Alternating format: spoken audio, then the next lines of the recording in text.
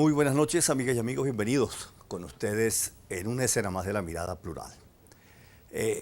Estas miradas revisten de unos días para acá un cierto carácter especial, por cuanto entendemos que la institución universitaria genera eventos, acontecimientos, congresos, simposios, cuya temática pues desborda el interés como tal de la universidad y creemos que alcanza un interés público, colectivo, y este es precisamente el caso de esta noche. La semana pasada se llevó a cabo en la Facultad de Humanidades y Educación de nuestra universidad la tercera feria del libro usado. Eso fue un escenario propicio para que no solamente se exhibieran, se vendieran, se conocieran todos esos catálogos ya excluidos de la distribución editorial comercial como tal. Y entonces, bueno, se generó un clima propicio para hacer memoria de esos tesoros que encierra también nuestras bibliotecas. En el marco de esa feria se llevaron a cabo dos charlas bien interesantes. La charla del profesor Humberto Ruiz sobre precisamente la ciudad de los libros, que en este caso es Mérida, y la charla del profesor Marcos Peñalosa Murillo, que tiene que ver justamente con el tema que nos ocupa esta noche. Vamos a hablar con el profesor Marcos Peñalosa de la presencia en nuestra biblioteca universitaria de unos tesoros que de verdad indican que el atractivo, el amor, la codicia, el conocimiento a través del libro goza de una larga trayectoria en nuestra ciudad gracias a la Universidad de los Andes y en un principio gracias al Colegio Tridentino. Colegio Seminario. Que ya de esos detalles vamos a dar cuenta en esta conversación con el profesor Marcos Peñalosa Murillo. Bienvenido, profesor. Muchas gracias, Ramón. Bueno, me siento muy contento de continuar divulgando el tema de los libros antiguos que se conservan en la Universidad de los Andes y en particular los libros que tienen que ver con mi área, que es la ciencia, ¿no? Cuando uno piensa acerca de la Universidad de los Andes como una institución que tiene más de 200 años de existencia, tomando en cuenta su fase de gestación en el Colegio Seminario, la gente dice, sí, es una universidad bicentenaria, ¿no? Pero más allá de del simple recordatorio de que es una universidad muy vieja, de las primeras universidades que se fundaron en el país, uno también debe pensar que donde hay una universidad, donde hay un colegio seminario, donde hay una escuela, donde hay un centro de estudio, donde hay una ciudad inclusive, tiene que haber una biblioteca. Así obviamente, ese es el instrumento fundamental y básico de un colegio o de una institución educativa. Ahora, profesor, voy a recordar un pasaje de la charla del profesor Humberto Ruiz, a propósito de esas primeras manifestaciones que se pudiesen catalogar como ya de libros, pues. Los misales, que eran, y una serie de escrituras, las Biblias, escritura religiosa. Pero me llamó mucho la atención un dato que bien temprano, estamos hablando de 1640 en Estanques, que eso era una hacienda, y la dueña de esa hacienda, María Ramírez de Urbina, tenía un libro que se llamaba Políticas de la Agricultura. Y Humberto da cuenta de cómo esta mujer no solamente tenía el libro, que formaba parte del testamento, ¿no? Que eso tenía un gran valor, sino que lo leía y lo aplicaba. Y dice Humberto que en Estanques, en la hacienda, los obreros, los labradores, también lo leían. Lo leían, lo aplicaban y compartían ganancias a la hora de las cosechas. Ok. Bueno, yo tendría que preguntarle al profesor Humberto Ruiz Calderón en qué lenguaje estaba escrito ese libro, porque generalmente los libros que venían de Europa a alimentar las bibliotecas de los conventos y los seminarios venían en latín, y si no venían en latín, venían en el idioma vernáculo del sitio donde se hacían. Si venían de Italia, pues era italiano. Yo asumo que ese libro vino de España y no necesariamente tiene que haber sido escrito en español, pero habría que constatar y preguntarle al profesor Humberto Ruiz, mire, profesor, ese libro si está escrito en latín, está escrito en latín. Y la señora de esa hacienda leía latín. María Ramírez. María Ramírez leía latín. Posiblemente leía latín, pero no está seguro. Puede ser que, es más, los obreros que trabajaban en esa hacienda leían latín, y si leían latín, ¿dónde lo aprendieron?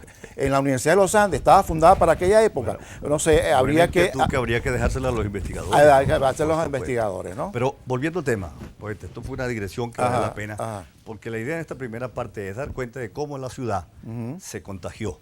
Sí. De esa gravitación. Obviamente, del claro. libro, de claro, la cultura impresa. porque aquí se fundó el Colegio de los Jesuitas en 1628, fue cerrado en 1670 y algo. Con la expulsión de los jesuitas. Entonces se fundaron otros conventos. Y vino el primer arzobispo de Mérida, Monseñor Fray Ramos de Lora, y fundó la Casa de Estudio. Entonces comienza a heredarse ese patrimonio bibliográfico, y la biblioteca del Colegio Seminario comienza a existir. ¿De dónde vienen esos primeros libros? De manos de Fray Juan Ramos. Fray Ramos de Lora trae algunos. Después el segundo arzobispo, Monseñor Torrijos, trae otro. Ese lo vamos a tocar un poquito más más donde vino los libros de Galileo. Ahí vienen los libros de Galileo. Después Monseñor Hernández Milanés trajo otros. Vino la independencia, la guerra de la independencia. Entonces por allí sigue la historia de la biblioteca de la Universidad de los Andes. Ahora, pero lo cierto es, profesor Marcos, que los libros llegan de la mano de sacerdotes, de religiosos. Claro, por supuesto. Que vienen con una misión religiosa, claro, católica. Claro, sí. Recuerda que el Concilio de Trento, que se hizo entre 1545 a 1563, un año antes que naciera Galileo, el Concilio de Trento duró eso, ordenaba a todas las diócesis de su ámbito de influencia fundar seminarios. Eso lo ordenaba el Colegio de Trento, el Concilio de Trento. Por lo tanto, no es de extrañar que en Mérida, en Caracas supuestamente también se fundó un seminario que dio origen a la Universidad de Caracas. Entonces, obviamente comenzaron a llegar material bibliográfico. Es más, la historia relata que Monseñor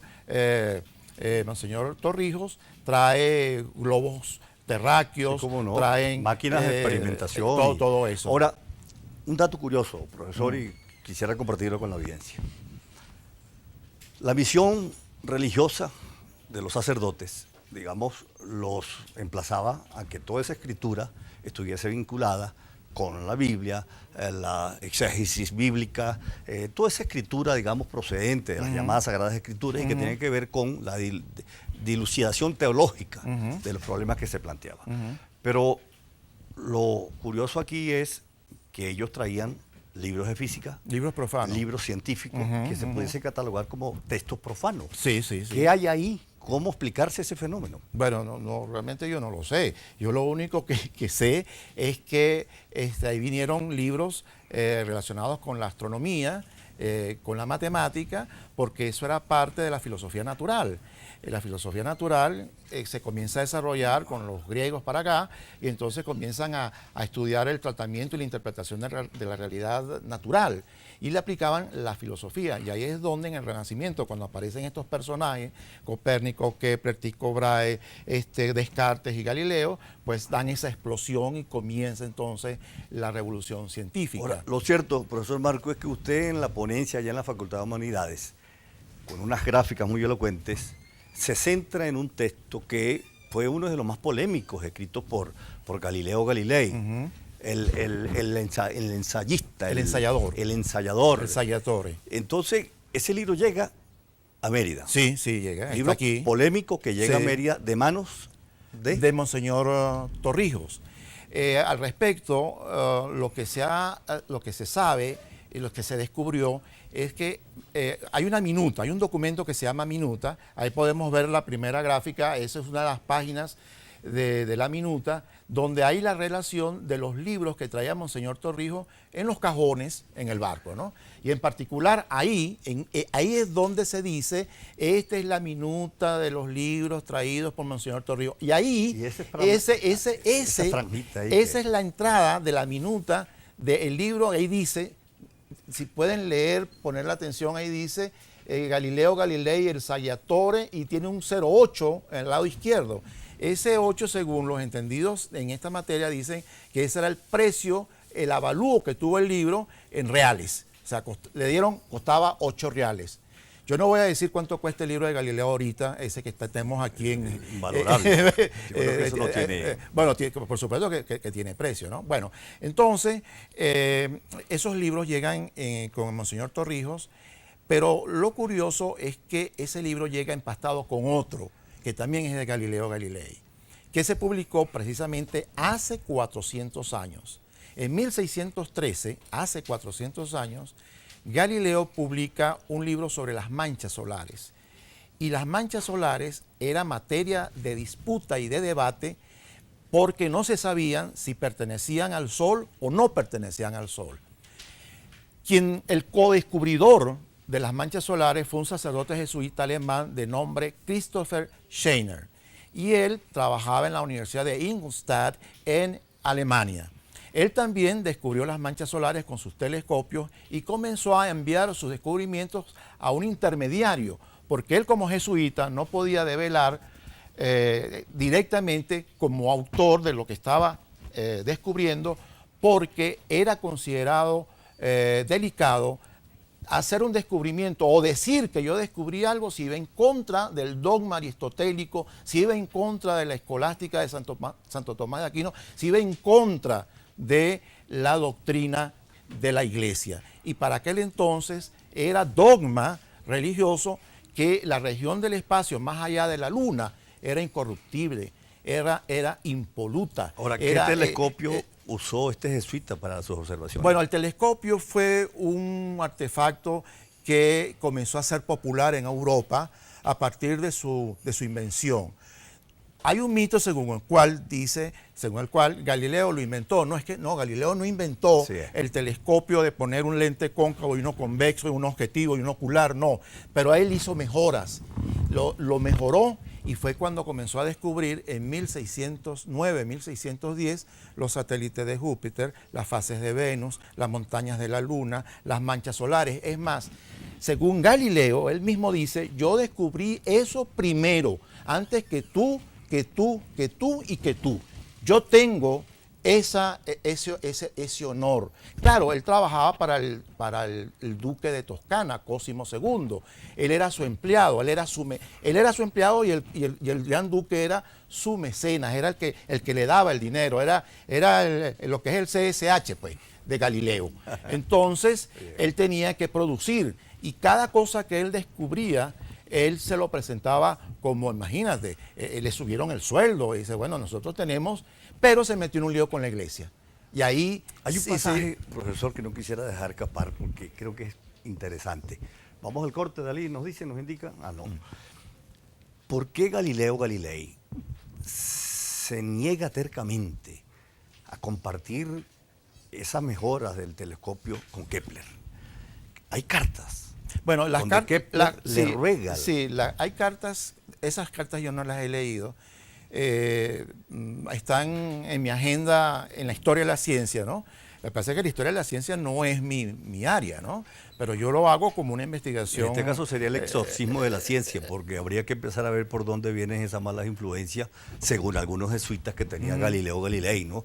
Recuerde que lo llamaron el herético, bueno, sí, lo acusaron de muchas cosas, ¿no? Claro. Pero con relación a Kepler, yo ignoro los detalles de las cartas que existen, que han sido publicadas, pero sí he leído por otros autores que Galileo no le hacía mucho caso a Kepler. Y Kepler lo apoyó bastante. ¿Cómo no? Entonces, muy generoso. Sí, pero Galileo no le hacía mucho caso a Kepler con relación a eso, ¿no?